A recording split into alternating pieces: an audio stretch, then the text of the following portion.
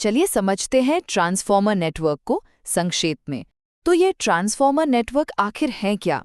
अरे यही वो तकनीक है जो जीपीटी जैसे बड़े लैंग्वेज मॉडल्स मतलब एलएलएम्स के पीछे है।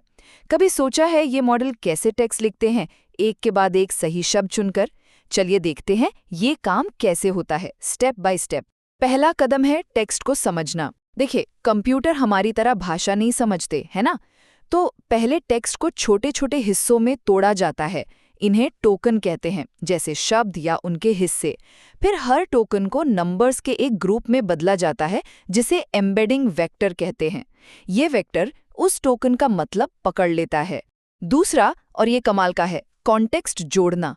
इसे कहते हैं अटेंशन ब्लॉक। यहीं पे सारे वेक्टर्स एक दूसरे से बात करते हैं। मतलब मॉडल सीखता है कि वाक्य में कौन से शब्द ज्यादा मायने रखते हैं, भले ही वो दूर दूर हों। इसी से वो समझ पाता है कि बैंक का मतलब नदी का किनारा है या पैसे वाली जगह। तीसरा है मल्टी लेयर्ड परसेप्ट्रॉन या एमएलपी। अच्छा, अटेंशन से जो जानकारी मिली, ये लेयर्स उसे और गहराई से प्रोसेस करती हैं। समझिए कि ये मॉडल को सीखी हुई बातों पर और सोचने में मदद करती हैं, गहरे पैटर्न ढूंढने में। और आखिर में अगला शब्द चुनना।